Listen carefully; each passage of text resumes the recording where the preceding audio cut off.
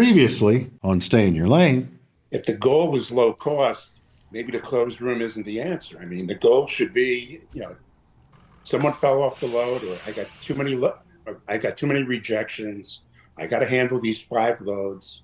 They go into the closed room. I know I'm going to pay more than my normal rate, but I do still need the service because these are customer shipments.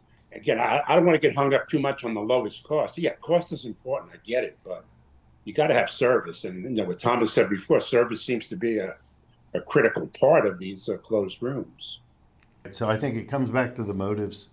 What are the motives of all parties? I I would have no problem investing in it if the shipper said we understand it's a capital investment for you. We understand that, and we're okay with supporting that or sharing in that, right? But I don't. Unfortunately, it seems like uh, you have to have some parameter and comfort level with what the motives are, because in reality, you can put it in the spot market and in 5 minutes have a list of rates from all the providers. Pick one that you know is going to provide high level of service and go. You don't have to pick the lowest cost provider, Yeah. right? So I get the streamlining, the efficiency for the load planner, but I think that's still there. If your motives were genuine, you'd have that same, you'd still have that same plan uh, without the API real time rating, wouldn't you, Thomas? Yeah, that's an interesting perspective on it. And just to replay the question, if you're, why not just put that freight onto the spot market? Um, There's no commitment what, with it. It's not like yeah. your shipper's not saying you're going to get it next week and the next 50 weeks after that, Mhm. right? So it's effectively a spot load, but you're not wanting to put it in the spot market because you're thinking, okay, well the spot market's now hurting our efficiency because we have a whole bunch of freight that has fallen off of contract and has to go to the spot market. Yeah, I think, and again, really curious on Joe's perspective on this one. What I've seen from shippers managing their spot market is it is typically, lowest cost provider, right? It is not same day, last minute, need high quality, high service providers on it. They really are looking typically for the lowest cost. And from a technical perspective, those load boards are built to suss out the lowest cost. So you Right. often see what the previous quote is and what the quote is to beat. And they're designed and built in a way, and I'll use kind of antagonistic language, but to squeeze the providers, right? They're gamified to squeeze the providers for lowest cost. They're not built in a way that balances service with cost. And so you're kind of asking that load board from a product functionality perspective and the way that the shippers interact with it to do something it's not designed to do. Not saying you couldn't do it, but it's not. It's really built to get the lowest rate, not necessarily built to get a quick rate. And from a quality provider, it's a different use case for those closed rooms. Um, to share with you, we see a lot of freight that maybe was supposed to be picked up previous that's now hot on the spot market, and it doesn't normally go to the lowest provider if the lowest provider is not a high service provider. So we see that a lot when the market shifts and forces freight off of contract rates into spot rates as the market escalates. Because when you're entering into an escalating market in our industry, you don't know where the top is or where the market is until you get to the top. This week it could be $1.50. Next week it could be $1.75. The week after that it could be $2. Or it could only make it to $1.75 and stabilize or come back off. I think that's the benefit of the spot market, right? And we've seen shippers jump into the spot market as a clawback, as Chris Caplis has terminology, and I like Chris, but they're clawing back revenue. They've been clawing back. So now it's how do we not give any revenue up, and the next time this happens again? There's been so much technology change in our industry. There's so much technology that's evolved in our industry in the past multiple years. How much is enough? Maybe we look at what the motives are as much as we look at the technology and say, guns don't shoot people, people shoot people. Right? Yeah. How hard is it we're all intelligent, we're adults here, we're professionals. How intelligent is it to say, hey, you know what, maybe we've caused our own problems. Let's look at this intelligently and look at a way to stay out of the spot market, stay out of an API closed group room, because those aren't beneficial and high service and high partnership scenarios. Would you agree, Joe, Thomas?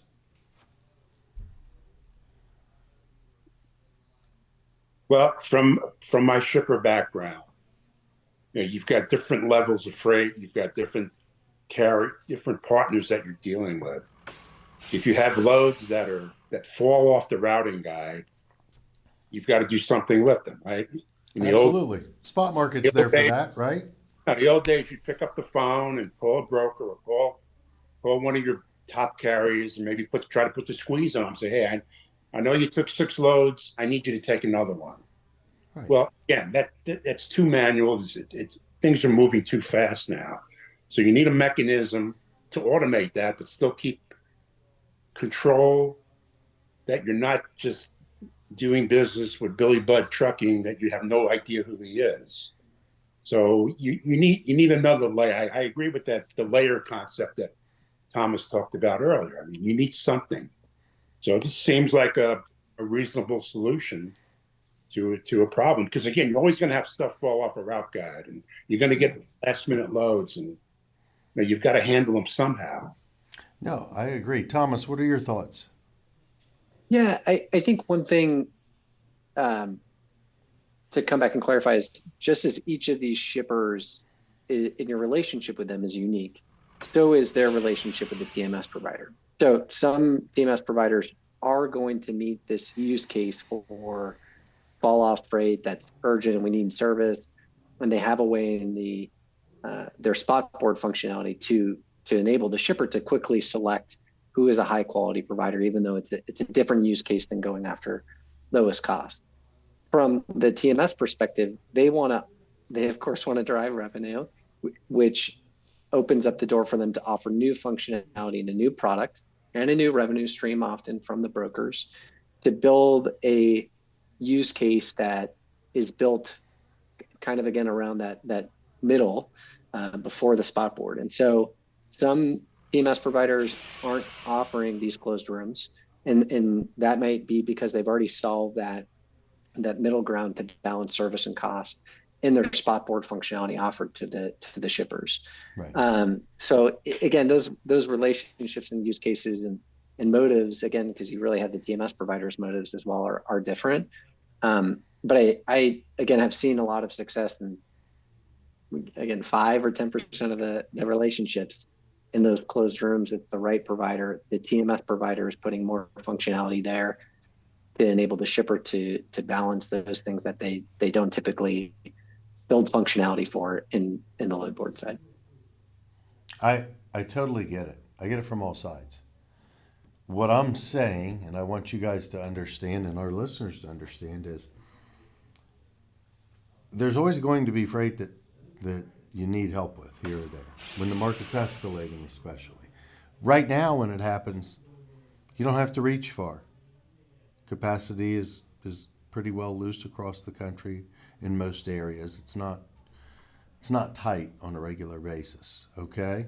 So now that there isn't going to be much available in that closed group, right?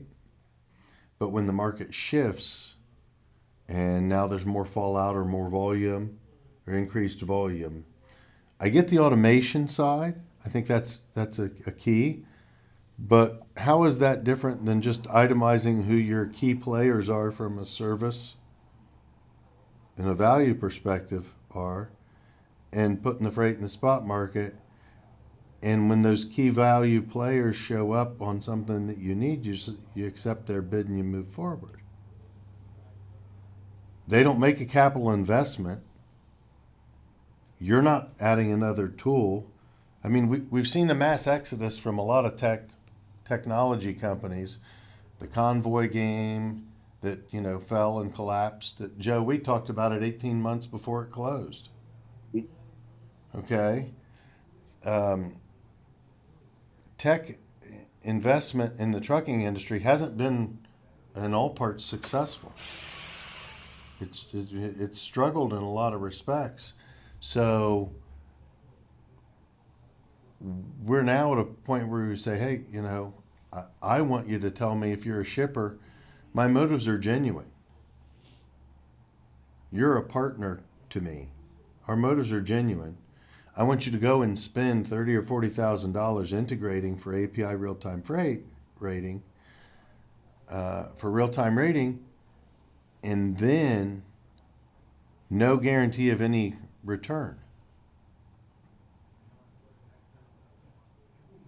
So, again, tactical advice number one: have that conversation with the shipper. Learn as much as you can about the environment you're jumping into Before you spend. Before you spend. So, yeah, are you competing with 3 or 4 other providers, or 15 or 20 other providers? That will change the economics of it, as well as what do they expect as far as load volume to go into that closed room. The other piece of tactical advice is I would look at the investment. If you can build an investment case solely based on the automation, so your account manager, let's say for this one account that you're looking at doing closed room real-time rating with, for example, if they're spending 2 hours a day, 3 hours a day, or maybe they have someone else helping them, a rating team or a pricing team, just quoting freight on the spot board, are you going to have an ROI just by automating that totally off their plate and having an algorithm price? Not always going to be better than the person, but in aggregate, it'll be better than a human. Are you going to have an ROI on just spinning up that automation so that they have those 2 or 3 hours back every day? If so, you're almost in a no lose situation where if you win more freight here, great. If you don't, at least your person isn't spending 2 or 3 hours a day just manually quoting freight. And again, I think one thing that folks are coming around to is those algorithms have gotten good enough, and those pricing tools have gotten good enough that they are typically more accurate than a human manually keying in the rate that they want to move that load for. So you should get an improved gross profit as well. I can tell you that when the market escalates, they're behind the curve on the escalation side. So you will take it on the chin as the market escalates. So the best tools that do API quotes against spot board or closed room anywhere, the best tools, yeah, well, not only can you build that into the algorithm, but they have a human layer to them. So you want that human spending the first, watching the market, understanding the market is still a core part of their job. But instead of spending 2 or 3 hours using that market intelligence to manually quote, they come in and adjust dials on the algorithm to quote the freight better. Those algorithms are more accurate, but you're right, they can fall behind, and that's when the human comes in and has to manually adjust them. Continue watching on the next episode of the Stay in Your Lane podcast.